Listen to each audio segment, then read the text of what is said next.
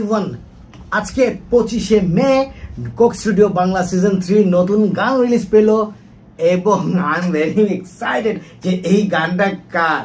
সবার একটা dream project থাকে না, আমার ধারণা কোক স্টুডিওর এটা ড্রিম প্রজেক্টের একটা হতে পারে, কারণ এই গানটা হচ্ছে ওয়ারফেজের এবং ওয়ারফেজের অবাক ভালোবাসা গানটা। অবাক ভালোবাসা শিরোনামের এই গানটা হচ্ছে অবাক ভালোবাসা অ্যালবাম, মানে অ্যালবামের নাম অবাক ভালোবাসা ছিল। আমরা যখন অনেক ছোট এবং বাংলাদেশে যখন ব্যান্ড মিউজিকের উঠতি সময়, ওই সময় ওয়ারফেজের এই অবাক ভালোবাসা অ্যালবামটা, সো আমি একটা মন্তব্য সবসময় করতাম যে অবাক ভালোবাসা অ্যালবামটা যখন ওয়ারফেজ যে লেভেলে কম্পোজিশন করে, ওই লেভেলের অডিয়েন্স তখন বাংলাদেশে ছিল না। খুবই সাহসী উদ্যোগ ছিল। আমি বলতাম যে 20-30 বছর পরে এটার মানুষ বুঝবে মর্মটা। আগে এটা শুনি আমরা, তারপরে দেখি ব্যাপারটা কি। কোক স্টুডিও বাংলা সিজন 3 অবাক ভালোবাসা ফ্রম ওয়ারফেজ।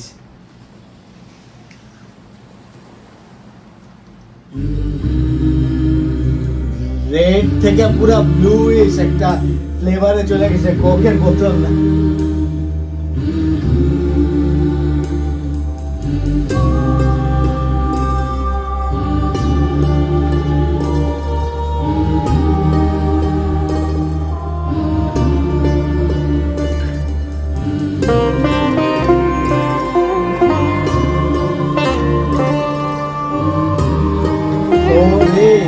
এখানে সেদার টেদার ঢুকানো হয়েছে।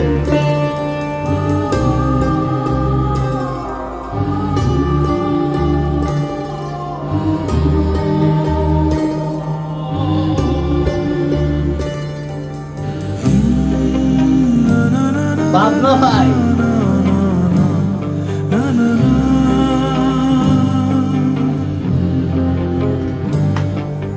সব আলো নিভে যা, আধারে শুধু জেগে থাকই দূরের তারারা। সব শব্দ থেমে যাক নিস্তব্ধতায়, শুধু জেগে থাকেই সাগর আমার পাশে। আহা আহা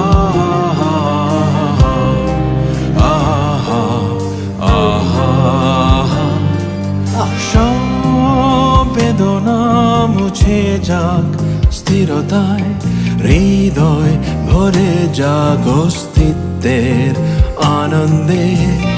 হৃদয় গহীনে অবাক দৃষ্টিতে থমকে দাঁড়িয়েছে মহাকাল এখানে। আহা আহা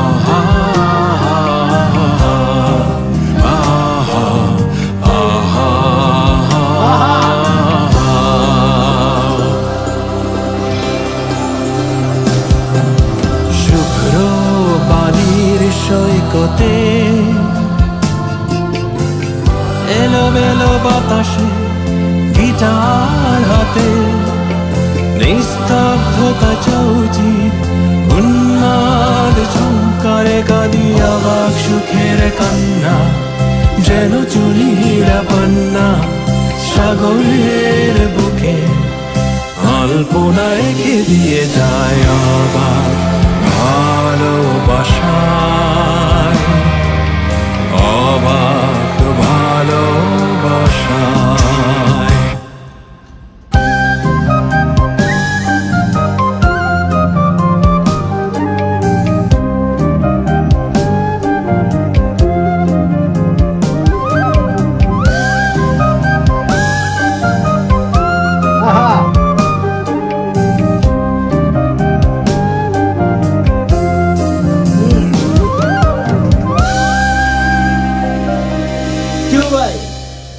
Awesome. Kamal Dada দেখা যাবে definitely. Yes, he is the man.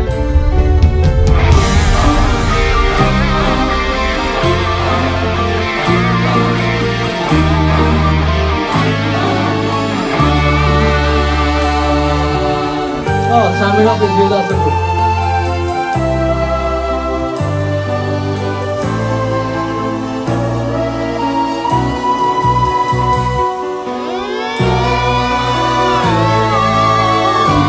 Good one.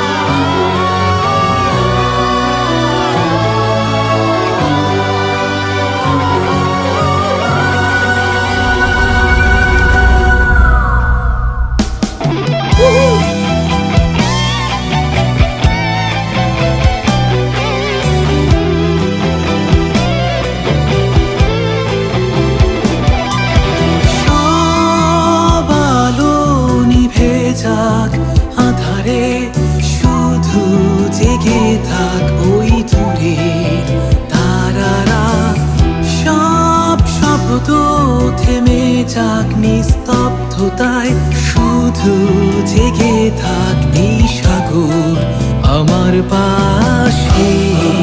আহা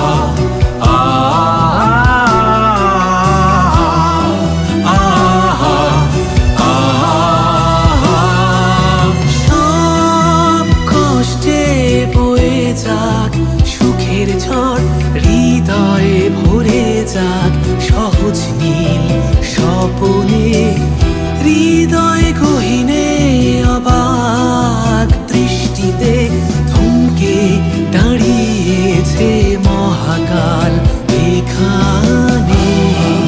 আহা আহা আহা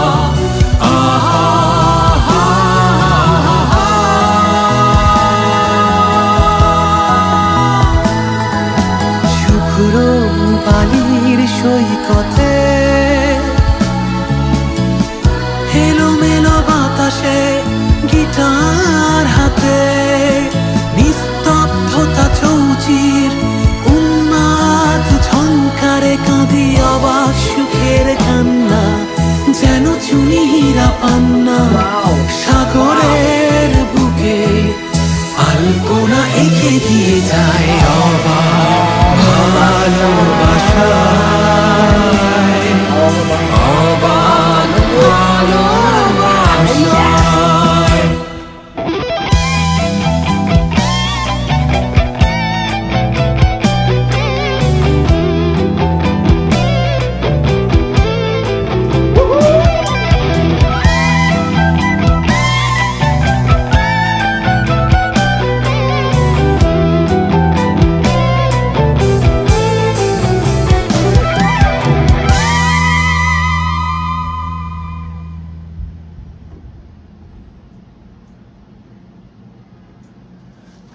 আমার মনে হচ্ছে ভেঙে ছেড়ে ফেলে দিচ্ছি সব, মাথা নষ্ট, সিরিয়াসলি মাথা নষ্ট।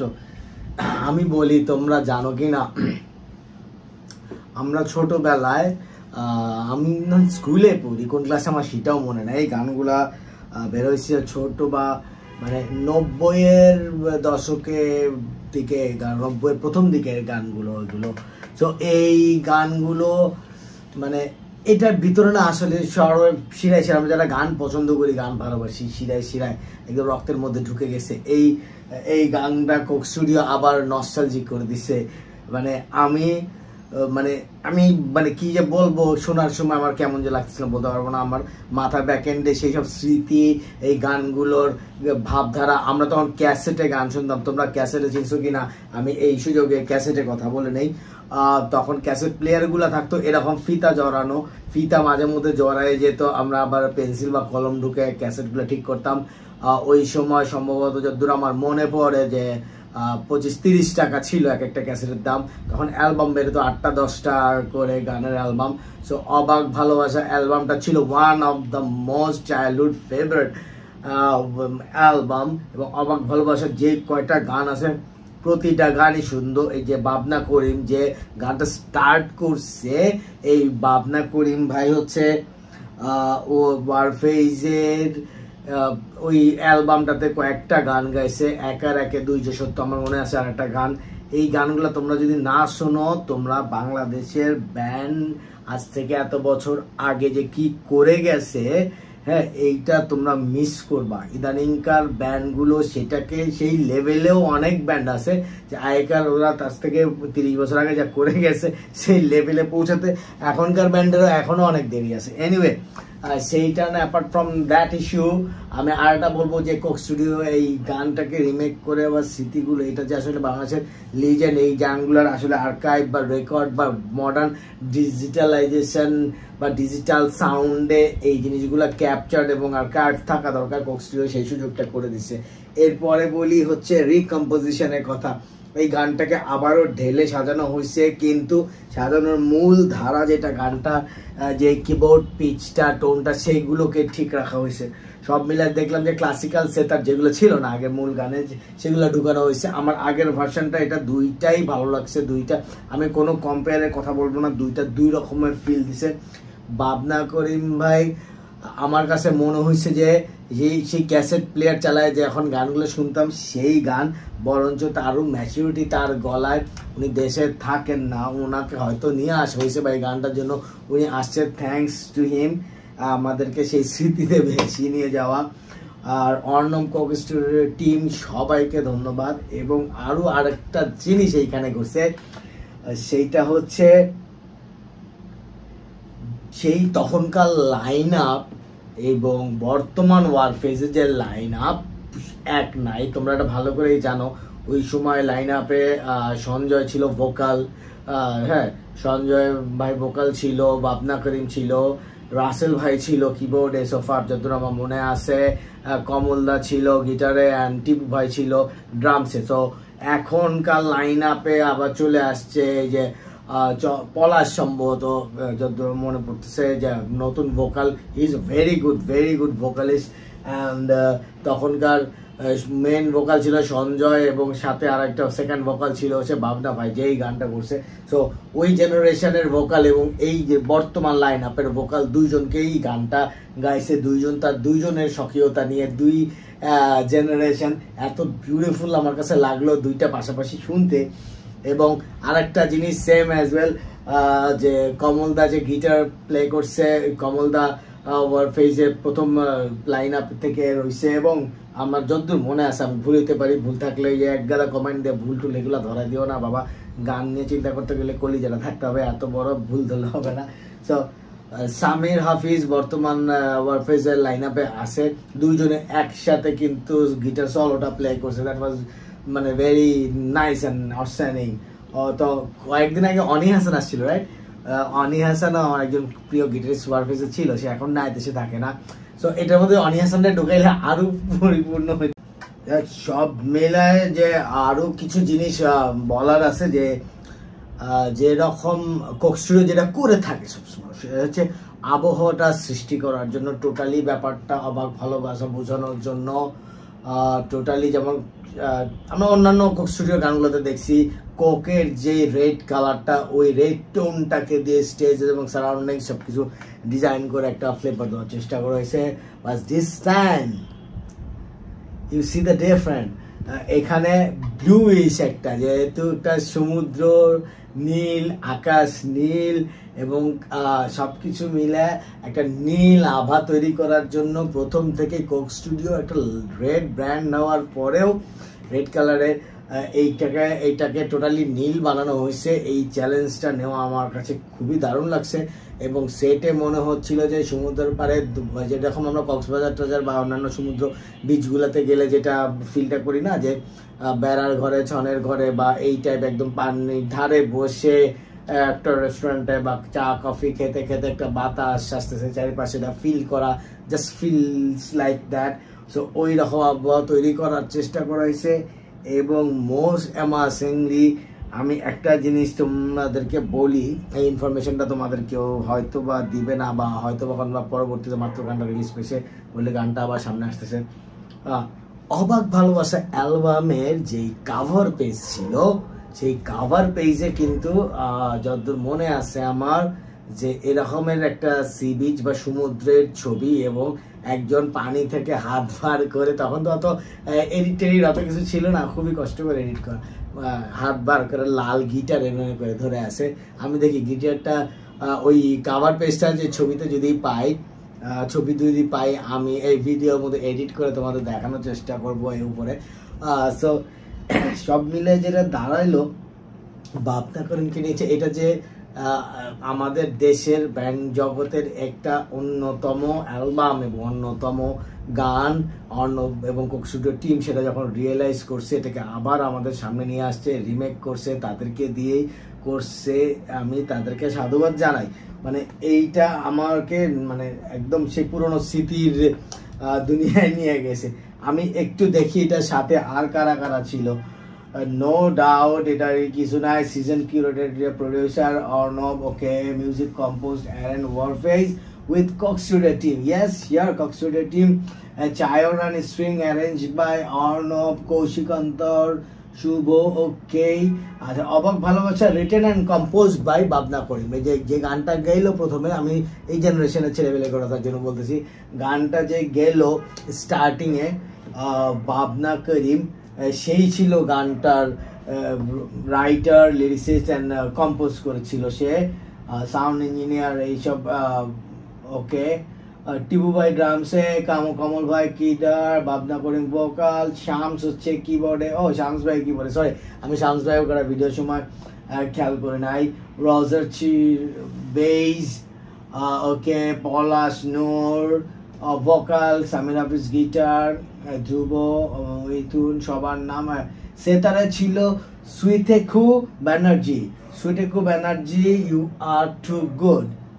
ওকে, সায়ন্তন মানসাং ফ্লুইড। সায়ন্তন মানসাং হচ্ছে ফ্লুইডে বাঁশি পাগলা, আমরা পাগলা নামে চিনি এই লোকটাকে। He is truly a good flute artist. জানুল আকবর তানপুরাতে, ওকে, ওনার নামটা আমি জানতাম না। ভায়োলিনে ছিল যে টিমটা দারুণ ছিল, ভায়োলিনের যে সেট অফ মিউজিশিয়ানস একসাথে অনেকগুলো ভায়োলিন বাজাইতেছে, that was very good. Creative agency .birth limited. Okay, এরপরে ক্রিয়েটিভ আর্ট ডিরেক্টর অনেকে ফুল টিম আছে, আমি সবাইকে সাউন্ড কোয়ালিটি মানে দিস ইজ কক্সটু টিম না, কত লোক একটা জিনিসের পিছনে কাজ করে, আমরা জাস্ট 5 মিনিটে গানটা দেখি গেলে চট করে একটা মন্তব্য করে দিই। এই জিনিসটা আমাদের যে কবে মন্তব্য ভালো কি খারাপ, আরে বাবা just look at their effort and amount of effort, যে কত এফোর্ট দিয়ে একটা গান তৈরি হয়েছে। তো সব মিলে যদি তোমাদের এই গানটা কেমন লাগলো জানাও, আর আমার রিয়াকশন ভিডিও কেমন লাগছে এইটা জানাও, এবং রিয়াকশনস ভিডিও আমি বানানোর চেষ্টা করি একদম রিয়েল টাইম রিয়াকশন দিয়ে। গানটা বের হওয়ার হয়তো বা 5 থেকে 7 মিনিট বা 10 মিনিট পরে আমি ভিডিওটা বানাতে বসছি। সো আমার আগে শোনার তো সুযোগই ছিল না, বাট আমি ইচ্ছা করেই আগে একটু শুনতে চাই না, কারণ অবাক ভালোবাসা গানটা আমাকে সারপ্রাইজ করছে। যখন দেখছি কক্সবাজার রিলিজ অবাক ভালোবাসা মাত্র প্রিমিয়ার চলতেছে, আমি তখনই না আসলে সেই আগেকার যুগে হারাই গেছিলাম। এনিওয়ে, অবাক ভালোবাসা গানটার সফলতা আগের মতোই হবে, এবং এই জেনারেশনও জানতে পারলো অবাক ভালোবাসা গানটার কোয়ালিটি। এবং আমার রিকোয়েস্ট চাইবে ওয়ারফেজের ওই অ্যালবামটা তোমরা সবাই শোনো, যেরকম আমি আরও কিছু বলি, যেমন LRB বা বাচ্চু ভাইয়ের তবু অ্যালবামটা আমি সবাইকে শুনতে বলি, অবাক ভালোবাসা অ্যালবামটা শুনতে বলি, উইনিংয়ের এরকম অ্যালবাম আছে। তো আগেকার যেসব ব্যান্ডগুলো আমাদের দেশে কোয়ালিটি কাজ করে গেছে, বাট তখন ওইসব অডিয়েন্স তৈরি হয় নাই বলে আজকে তারা আরও অনেক জায়গায় যাওয়ার সুযোগ ছিল। এনিওয়ে, যেখানেই হোক গানের মধ্যে থাকি, আমরা বাংলা গান শুনি, ভালো গান শুনি। আমার রিয়াকশন ভালো লাগলে সাথে থেকো, পাল্টা যেও না চটচট করে, আর সাবস্ক্রাইব করো, সামনে আরও গান নিয়ে আসার চেষ্টা করবো।